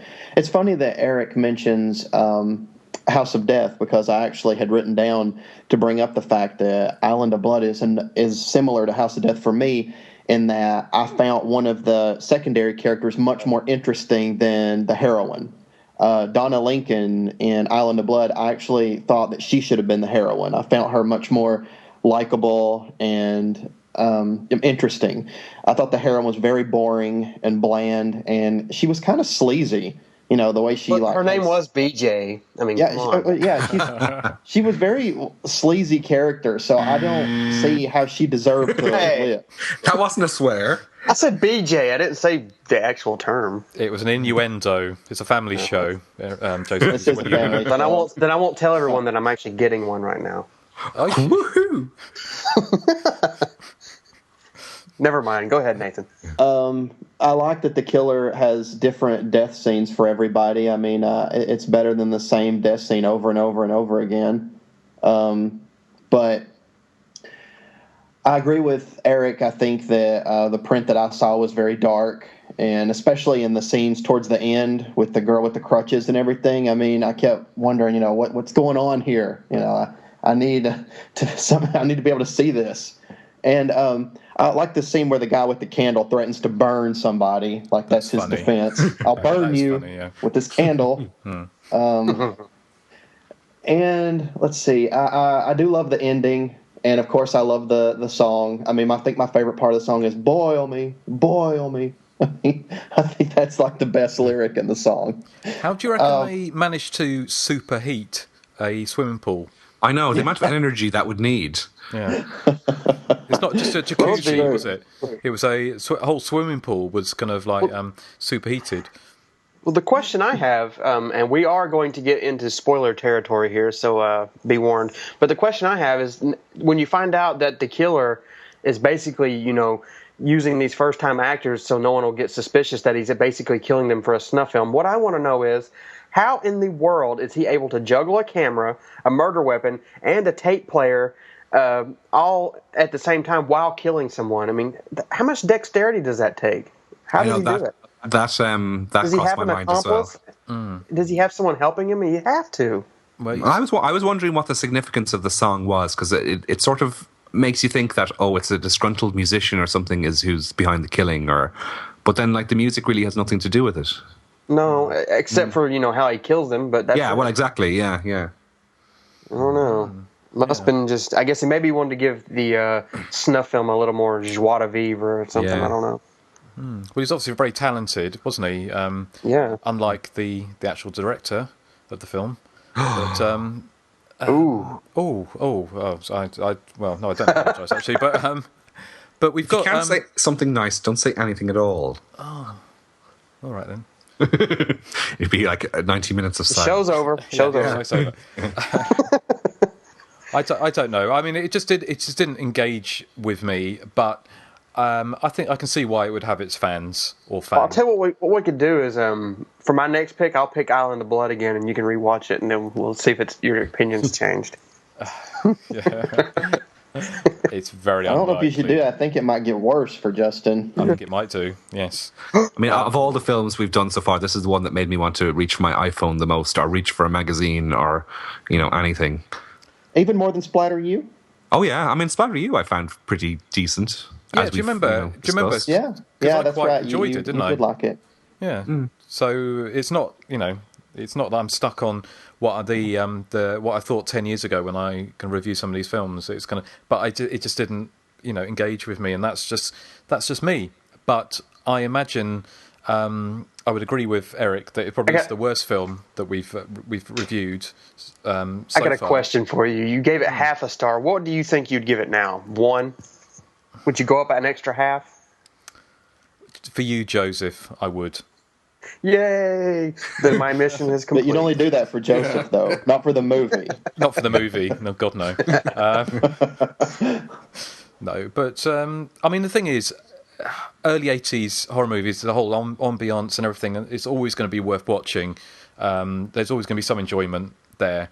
But, I mean, God only knows how this got a cinema release in the UK. I really have no idea how that happened. But which name was it released under in the UK? Who Done It? Oh, right, yeah. Because I've actually got the quad poster for. Well, apparently, Jared McVeigh told me that they filmed the movie. It was originally supposed to be called Who Done It, but it just went through so many title changes that it got released under so many different titles. Well, yeah, the Island of Blood title that comes up at the start of the film, it looks very, very sort of like a late 80s video graphic. Yeah. Yeah. Is it? Do you reckon we should maybe go on to the interview and then come back and talk a bit about the film a bit more afterwards? Mm-hmm. Sure. Joseph, do you want to introduce our interview? Well, basically, this is Jared McVeigh. Very, very nice man in contrast to his character, Bert. The crotchety old, I'm not going to mess with a bunch of food picky drug freaks guy. But, I spoke with him yesterday, and that's it. Take it away. Okay. And here's the interview. And we have a caretaker named Bert. Now, seeing as there are no phones on this island, the only phone we have is the radio phone on Bert's boat. We need his cooperation, so please, don't annoy Bert. Okay? Hello everyone, I'm here with Jared McVeigh from Island of Blood, and he's agreed to answer a few questions today, so I guess to start, how did you get involved with Island of Blood, Jared? Actually, there was another actor, Jimmy Williams, who had already been cast on the film as a police officer, and the producer was going elsewhere other than L.A. because he couldn't find anyone he liked as Bert. And my friend asked if he had auditioned me yet, and he said no. And, Jimmy called me and told me a little about the part and what an obnoxious guy this Bert was. So I said I could come to his to Bill Nodd's house and do the interview. And so I got on my motorcycle and went down, and I wasn't dressed very well. I'd been working in the yard and things, and didn't really give much credence to the part anyway. And I just walked in, and he stuck his hand out to shake my hand, and I just gave him a look and went on in, saw his favorite chair, and I sat down in it, and was pretty obnoxious during the whole thing. And he liked the character. I finally said, is that sort of the attitude this guy you're looking for has, this Bert? And he said, yes. So I don't imagine you're anything like Bert in real life. Oh, I hope not. I hope not. You know, as an actor, you play roles. Exactly. You know, and I get into my characters pretty heavily. Absolutely. How long did it take you to film the role? We took about 3.5 weeks. Do you remember if the film got a theatrical release? Yeah, he signed a SAG contract with me, and yeah. Now I've still never been paid for that film. So if you get a hold of Bill Nod, tell him to get a hold of me. Oh, really? You've never been paid for it? He signed a contract with me all those years ago, but I still haven't seen a dime. Oh, wow! I didn't know that. He didn't pay anyone. The last I heard, he took off and went to Europe and exhibited the film over there. But he just disappeared with the film right after it was finished. Wow. Next I heard, it was in Switzerland. I don't know if he's back here still, or I had heard rumor that he was, and making other films, and whether anybody there got paid or not. I tried to find him, but I couldn't find him. Yeah, well, he's not easy to find. His name's Bill Nod. Yeah, I can imagine why now. Yeah, he skipped out and left a lot of people, cast and crew. Wow. Unpaid. Wow. Yeah, so he signed SAG contracts with all of us who were SAG. So we all had a joint suit, but I don't know. I've left and been gone, and so now I don't know what's ever happened with that, or if anyone ever even found him. I don't know. Scratched it off and went on with my life, you know. Do you remember where the movie was shot? Yes, in the valley, San Fernando Valley. Most of it at his home. Oh, okay. He had a big home there in the valley with a beautiful place. But yeah, it was mainly all shot there. We went down to the marina and shot some scenes down there for some of my scenes, and a few outside locations, but the bulk of the film was shot at his home. Oh, interesting. Do you remember the interior shots of the school? Was that in his home as well, or is that on a set somewhere? That was also in the valley, probably about 5 or 6 miles from where he lived, on further up in the San Fernando Valley. It was actually an abandoned school, a school that had been closed down, and he got permission to shoot there. Oh, okay. Yeah, the film set on an island. Was it actually on an island, or was it just they make believe? Make believe, okay, yeah. Okay. They took some second unit shots of an island, but everything was shot either at the marina or his house or the school. So basically, it was all inland. According to the Internet Movie Database, Bert was your first film role. Had you done any acting prior to that? Was far from my first acting role. My goodness, I'd been a member of SAG for over, almost 10 years by then. And yes, I had done a lot of other film roles. Okay, so I guess the Internet Movie Database is incorrect then, or it's just incomplete. I guess it is. Yeah. I got, I did my first film role back in, 64, I think it was. Wow. Yeah, on a Western, yeah. Oh, okay. So, yeah, I had been a seasoned actor a lot of years prior to that film. Excellent, excellent. Do you remember any behind-the-scenes stuff that happened on the set when the cameras weren't on? Well, I was involved somewhat in the editing, and if that's what you mean, or we got together a lot and talked about our roles in the films and did rehearsing. Right. We just came in and shot on the days we were scheduled to shoot. Okay. Nothing like that Bill Nod story. Probably No. Everything was very upscale and congenial and everything. Yeah. Excellent. Yeah, during the shoot, and even had a big party at the end, and I was voted best actor on the film, and they had a party for that. Oh, cool. So, cool. What are you doing to keep busy these days? I mean, is there anything you'd like to mention to the listeners out there?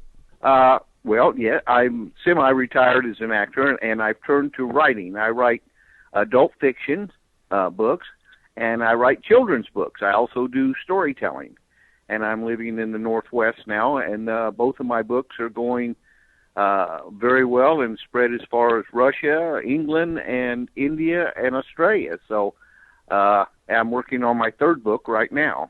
Mm-hmm. Excellent. All right, well, thank you very much for taking the time to answer a few questions. I appreciate it. Thank you very much. Excuse me, can I get something to eat? You'll eat when the food's ready. Can I ask what we're having? You'll find out when it's served. Thanks. Look, fella, I don't like nothing about your generation. If I owned this island, you wouldn't be here, none of you.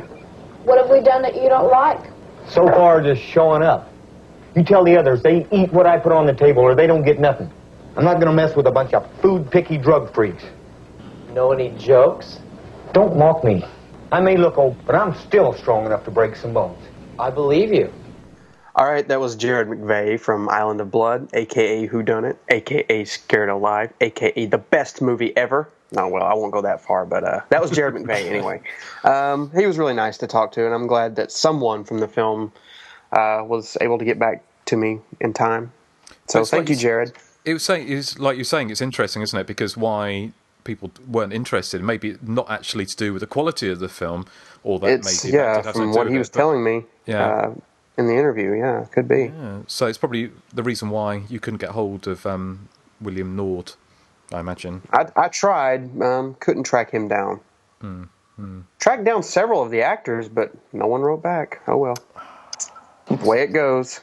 It's difficult to fathom why. But so, have you got any background information about the film that we haven't? Well, I got a covered, few. Joseph? I mean, it's a movie. It's really hard to find information, but let's see. I remember that on the IMDb for a long time, someone listed the character of John, the nerdy guy who threatens to burn the red herring with the candle. Someone listed that he was played by Alan Ruck, who was in Ferris Bueller as Cameron. Which is not true. They do look similar, but that's not true. And there was like a big thing on Alan Ruck's fan board for a while. They're saying, I don't remember him. I rented this movie and I couldn't find him in this movie. And they eventually took it down.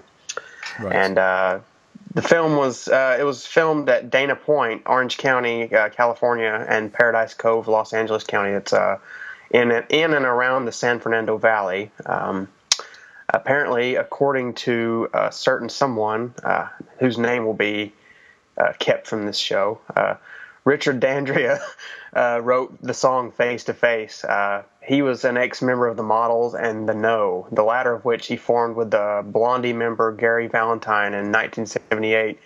But by 1980, after gigging extensively without scoring a deal, D'Andrea disbanded the group. His song on the film is credited to a group called Factor 4. And sadly, that's all I can really find on the movie. It's just one of those films that exists without much information short of a director's commentary, which I'm sure we'll never see. Very probably not. No. No. Yeah. What about anyone else? Nathan, have you got anything? No. Speaking of the Internet Movie Database, if you go onto the quotes page of Island of Blood, you'll see, you know, the way the actresses are doing readings in the film, and they're reading them sort of really, deliberately badly to make it look like they're really bad actresses. Somebody has credited one of the quotes to Dana Kimmel. Oh, really? Yes. Yeah. I was wondering if that was your work, Justin, because you do mention in your review on Hysteria Lives, you do mention Dana Kimmel. Yeah, no, that wasn't me. Maybe it's a little tribute to my review. Could have been your little stalker, maybe. Oh yeah. Oh, well, haven't heard from them for ages. So if you're listening in, my stalker, then phone in, and we'll give you the details on how to do that shortly. Have you got anything else, Erik? No, that was it. I just wanted to say how much I love the really dodgy line readings that the actresses give. They're hilarious. They are funny. Oh, make love to me, Rick. Hey, make guys love to and me gals. now. Hey, guys and gals, let's put on a musical. We can use my uncle's barn. You know, the movie they're making within the movie, it sounds like it could be great fun. It does sound like it could I'd be like like to see. Footloose or something, doesn't it? It does, yeah. But I mean, I found a few little tidbits. I found out that Bill Nord was prepping 2 films, which I presume never got made, and they could have been slasher movies. I don't know. One was called No U-Turn, and the other was called The Nut House. And he was prepping those after, I presumably it was after Whodunit had wrapped. But as Jeff said in the, Jared said in the interview that obviously the director looks like, well, allegedly vanished to Europe, where the film did indeed come out in the UK. It was the BBFC, which is the censors in Britain. They gave the film a certificate on the 21st of April 1983, and it was released released at cinema by Entertainment Film Distributors. Can't say theatrically. Theatrically, I know. I put my teeth back in. It's one of the funnest words you can say. Theatrically. It's coming across all Spanish. But they also... Turn into the King's Speech here. It is. Yeah. Entertainment Film Distributors... God, I can't... I've got this... Buzzer. Buzzer. Yeah. I sense red wine. Does anyone else no sense red wine? See, here's the thing. People want you say we should have the buzzer for every time we swear. I think we should have the buzzer for every time you get tongue-tied from being drunk. I'm not drunk. If that were the case, then the whole show would be. I'm not drunk. Yeah, exactly. But what I am, the problem is, what happens is throughout the show, there's the lag on the headphones gets worse and worse and worse for me. So everything's like a split second behind, so I can hear myself talking. Yeah. That is the reason. So when I'm trying to read things, my brain doesn't work properly. Okay, so just get over it. Okay. Glug. It properly doesn't work, brain. Well, all I can say is fuck you. Anyway, I'm getting back to my trivia because I actually did some research on this film. I'm sorry. So I'm sorry to be the only professional here, but anyway, I shall carry on. Forget about the teasing. I was going to say, if you're interested, obviously, I shall carry on to say that Entertainment Film Distributors also put out Humongous at British screens the same year. The film was released on video in Britain in 1984. It got no cinema release in America, and it never got a certificate with the MPAA, but was released on tape, I think, in America in 1986. And so there you go. That's my trivia. Mm-hmm. So get over it, Excellent. bitches. Wow. Hey, give yourself a buzzer. Okay. Thank you. Right. Thank you. Well, have we exhausted everything about Island of Death, or? Well, I just want to know: is it really, like, anatomically possible to decapitate somebody with a shotgun blast? Island of Blood. I don't think You're so. getting confused. I don't think so. No. Yeah, at the start of Island of Blood. That's right. Somebody. Yeah, I did want that. Yeah. It must be some powerful shotgun. Yes. Who is that woman? She just gets killed and she's never referenced again. I think she was just looks like the part woman of another snuff movie. Yeah. Well, see, that's the thing. At the very end, when BJ goes in and finds the snuff film, she's part of that footage of everyone else. So why? So it's not She another wasn't snuff. interesting enough to have her own movie. Oh, okay. Indeed. Okay. Maybe she was filmed as a kind of a teaser for the investors to see if they wanted to go ahead with the actual filming. Yeah. Could be, yeah. Because the guy's like, yeah, I have some of the best death footage you'll ever see, or something. So I guess. We didn't mention that one scene, Joseph, that you like, where what's his name is playing that. Piano. Character actor Rick Dean. One of my favorite parts in the film is when after a few people have been dead and everybody's kind of tense and they're all holed up in that room, he just starts playing the funeral march on the organ. And the director just kind of looks at him. He's like, "Can you stop doing that?" He's like, "Oh, this? Oh, I was just playing around." And it's not just an organ, it's kind of a cheesy early 80s Bontempi or Casio. Yeah. Something like that. That's actually quite a good impression. Yeah, very good. Very good. Better than the film. You're like... Another thing, Justin, I know you have some clips I sent you. Do you still have the one with the aptly named Franklin Flem? That's the director. His name is Franklin Flem, by the way, like as in phlegm. It's his sex scene. Do you still have that clip? Oh. Let me have a look. Talk amongst yourselves, because I haven't got it on the... Yeah, Franklin Flem is the director within the film, rather than the director of the film, if you know what I mean. Yeah. Well, let's see. Can you hear this? No. No, I don't hear anything. Okay. No. Okay, well, talk amongst yourselves. Can you hear... What was all this about being highly professional earlier, about 5 minutes ago? Ooh. Yeah, but you're throwing things now. at me. Yeah. You know, I'm a one-man studio here. So, how about this?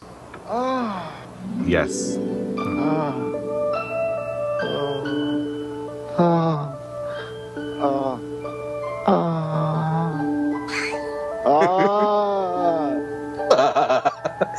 Talk about overacting. Yeah, it's very erotic. Well, I guess he really enjoyed being with BJ, but he wasn't getting to be a ghost.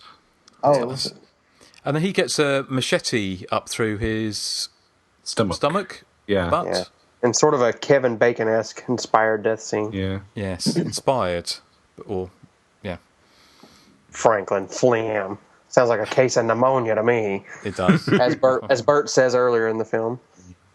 Yes, well, that is Island of Blood. Have you got anything else you want to say about it, Joseph? Or no, I love it. I know it's not a very good movie. It's really bad, but it's just one of those movies that I appreciate for what it tries to do, rather than what it succeeds at doing. Okay, all right. Well, you've put your case forward, so if you're listening, why not watch along? Because it's on YouTube, isn't it? Yes, it's obviously probably never going to get a DVD release, so if you want to... I have a channel for those specific types of films that probably never see the light of day on DVD, so just look up the TBC features, and you can find Island of Blood on there, along with about 11 or 12 other films. Great, okay. Well, shall we move on to feedback? Sure. Yeah, okay. And I think what we'll do is we'll play out with that theme tune, because if you've not heard it properly, we played in the show with the theme without the lyrics. But shall we play out with the actual song? Sure. Yeah. Okay. Well, we'll do that after the feedback. Who's got some feedback for us? Joseph, I think you got something, haven't you?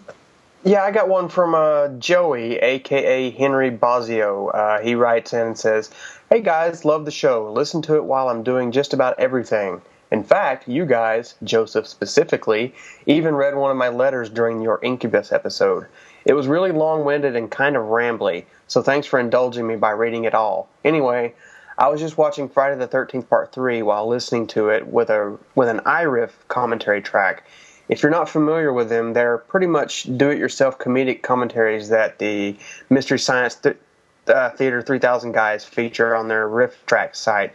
It got me to wishful thinking of how dreamy it would be if you four would record, in addition to the amazingly entertaining podcast, your own unofficial commentaries to all your favorite slasher movies that people could play while they watch their own copies at home. Just a thought. Anyway, keep up the good work, and glad to see you four aren't going away anytime soon. Yeah, we're like a case of like a bad rash. But Anyway, also not slasher related, but huge props to Justin for name dropping Ladytron. That was Joey, aka Henry Bozio. Well, thank you, Joey. Yeah, thank you. I don't remember name dropping Ladytron, but obviously did. So there you go. You were probly drunk at the time. I probably was. I don't remember any of these podcasts. Normally, I wake up and think it's a horrible dream, and then step out the shower like Bobby Ewing, and then get a cold sweat, realise that we're still doing. Probably do it after this episode. I probably will. I think I will. And I'm not honestly. I'm sipping water, but I think I drank far too much last night. So it is. I do apologise if it's affecting my performance. Not that much, obviously, because no one's fucking paying me. Anyway, okay. We get back to the idea of a commentary. The only problem there is the syncing it up scenes were in 4 different countries. Yes. Yeah, three different countries. NTSC and frame rates and stuff like that.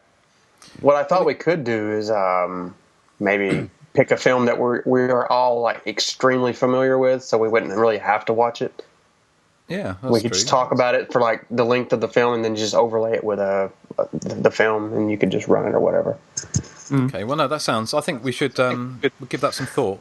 Maybe give a nice little Christmas present to our listeners. Yeah, good idea. Yeah. Okay, as long as it's not Island of Blood, I don't mind. That was my first pick. Oh well, anyway. Have you got any more, or shall I read out one quickly? Actually, that was the only one I had, so you go ahead. Okay, well, I'll read one out from this one's from Cameron Parry, who we've had on, who's written quite a few times, and he says, "Hi Justin, just wanted to drop a line and say hi. Fantastic new episode on body count. Considering you guys didn't have any interviews, it was still an informative episode. Love the cat flushing the toilet song, survived so far in the top 3, and I do apologise, Cameron, for that I was voted down this time, but there you go.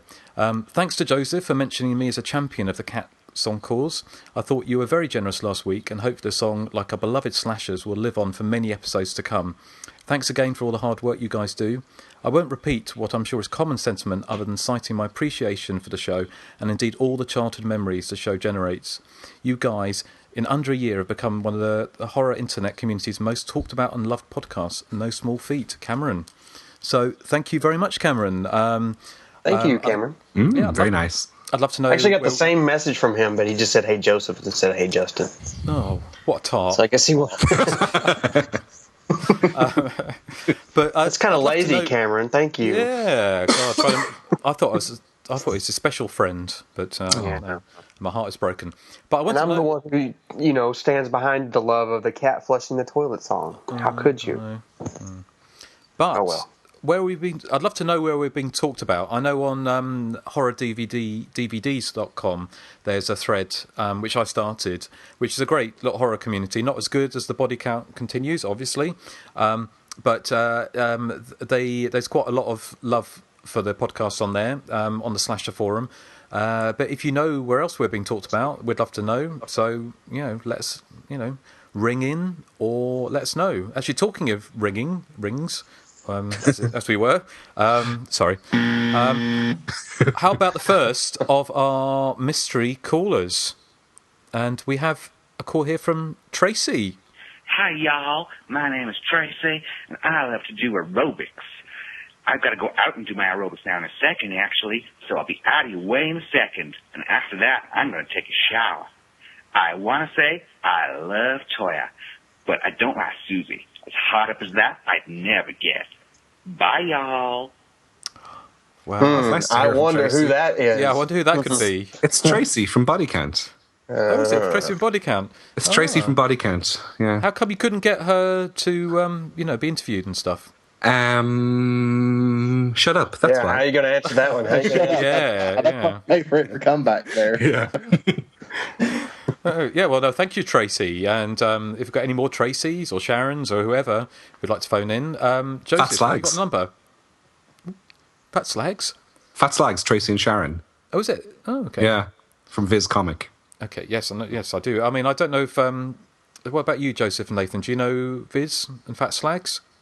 No. I've heard it. I've heard of it. I don't really know what it is. Because you know what a slag is a derogatory I know. term. I know what that is. But that's okay.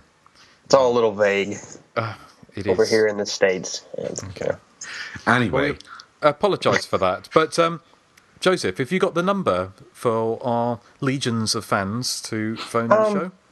Yeah, obviously we have a voicemail system. If you'd like to leave voicemails rather than write in, you can do both. We'd appreciate both. But if you'd like to leave a voicemail, the number is 858-233-9281. I'm sure international callers will have to dial a 1 or however you get out of calling up the States or whatever. How did you do it, Erik? How did Tracy do it? She emailed me and said that she did it via Skype, but she had to do it on her iPhone because on the laptop, when you have to press 1 or 2 or something to get onto the next stage, it doesn't recognize the button presses on the laptop, but it did on the iPhone. It was kind of her to email you to tell you how she did it. It was, yeah. It's very thorough. Yes, well, thank you. Have you got any other feedback? I've got one more. I've got our friend Count Fosco, who is Lee, who runs the Movie Matters podcast. I'll give them a plug while I'm here as well, because they've just released the latest episode where they discuss Scream 4, The Descent, and Poltergeist. The Descent apparently being a slasher movie, according to Justin.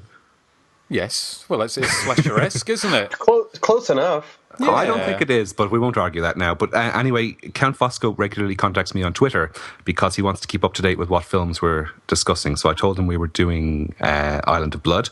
So I'm just going to read some of his Twitter comments from last night as he watched it. He was saying, screening obscure 80s slasher Island of Blood, a.k.a. Whodunit, supposed to be a riff on Agatha Christie's And Then There Were None. Okay, then later on he says, so far Island of Blood has had terrible acting, non-existent plot, awful script, shoddy VHS image quality, and I'm getting drunk and laughing. Although I must say that bloody song with lyrics inspiring the kills is fucking doing my tits. Buzzer. Oh, sorry. Don't worry, it's fine. Island of Blood's starting to lose me to drunken stupor. Not even final girl called BJ, Snigger, running around house in nighty can save it. Oh dear, I didn't actually nod off to Island of Blood, but kind of wished I had. Got to be alongside Mortuary down at the bottom of the pile. Yes. So that's, he said, then he comes back, Joseph, not all is lost. I do agree with Joseph that House of Death, whereas House of Death is more fun than Graduation Day and Fatal Games. And he thinks the best ones we've covered so far have been Stage Fright, House on Sorority Row, and probably My Bloody Valentine. I don't know what probably is about. My Bloody Valentine is easily the best film we've covered, in my opinion. I'd say so, maybe. And then he finishes his Twitter, twittering about the Hysteria Continues, finishes with, I'm forever in your guys' debt for alerting me to Killer Party, as I really, really enjoyed that forgotten gem.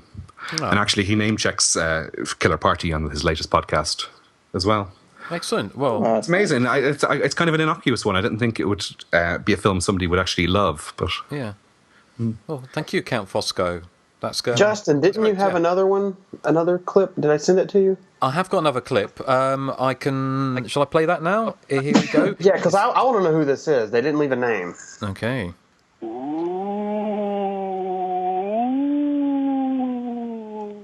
He's a cat, meow, flushing a toilet. Ooh. Who are you? Do you know who that reminds me of? That's Tiny Tim from Beyond the Grave. You know Tiny Tim? I don't know. Do you not know who Tiny Tim is? I know who Tiny Tim is. Yeah. I just don't know that. Oh, I see. Yeah. Now, I'm sure it isn't him because he's dead, but it... Well, it did sound like a ghost, in fairness, so it could be him. Yeah. Oh, there you go. But who is it? No, the mystery continues. The Hysteria continues. So very good. Yeah, thank you. No, wait a minute. You said I was a professional. Now that I think about it sounds almost like David, a.k.a. BTK. That might be him. Oh, really? You know, it's funny. My first suspicion was BTK, but I'm not sure if that's him. Well, I haven't seen BTK since June, so I can't remember what his voice sounds like, so I'm not sure. Okay. I don't think it's him. I don't know. No, might not be. Well, let's see.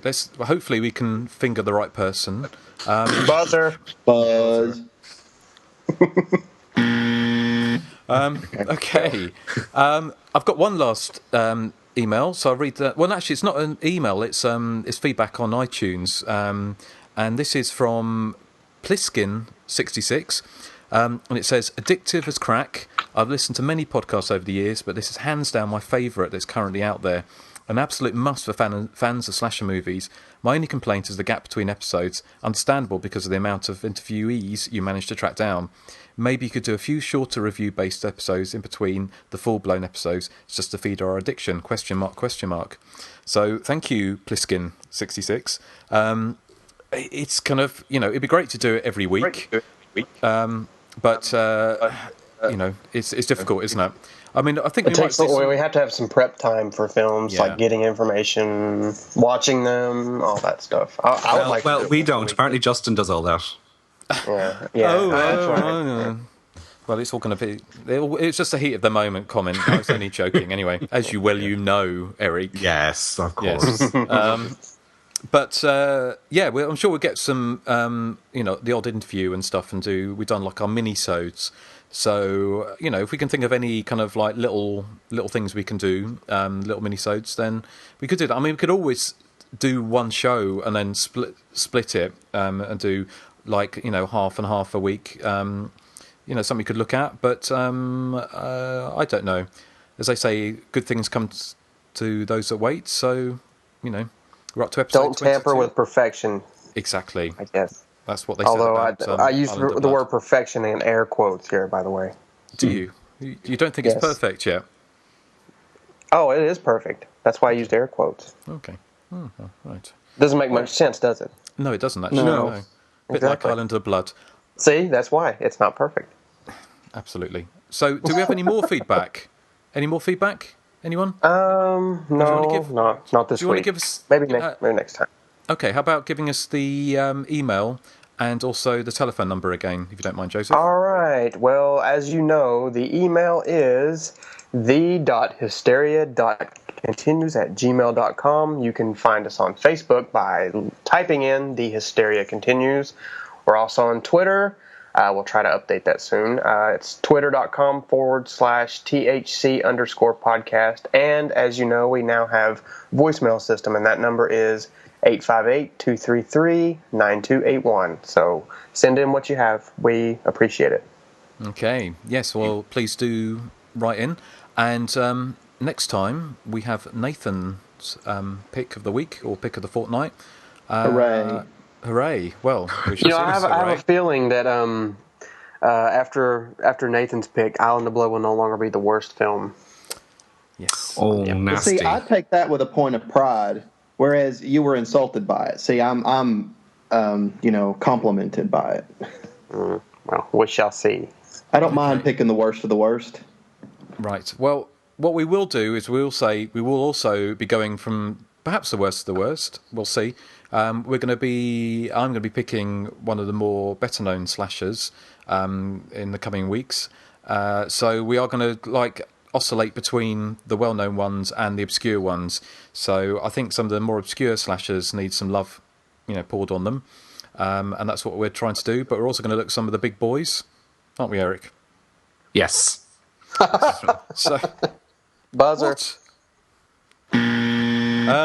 Okay, right. So naughty. So naughty. Thanks for listening. And what we're going to do is I think we're going to play out with a little bit of what they're called, Factor 4. Yes. Yeah, Face to Face, Factor 4. Factor 4, Face to Face. Face to Face. Which you may have found in a bargain bin somewhere in 1982 in Woolworths or somewhere else. But anyway, thanks for listening and join us next time. So we'll leave you face to face. Bye. Vaya con Dios.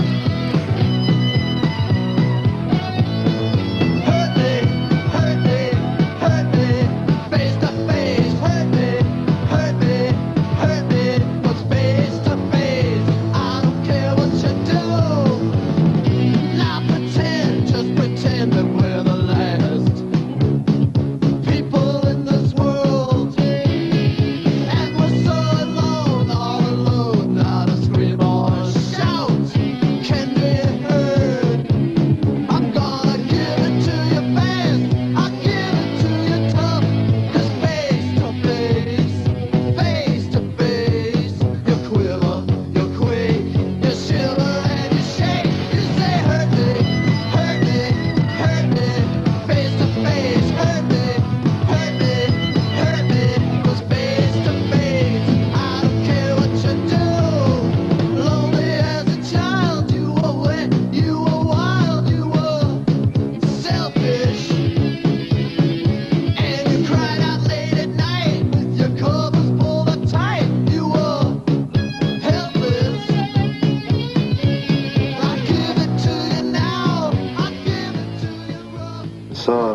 lyrics are boil me and set me on fire. What are you saying? It's obvious what he's saying. Someone is killing according to the lyrics.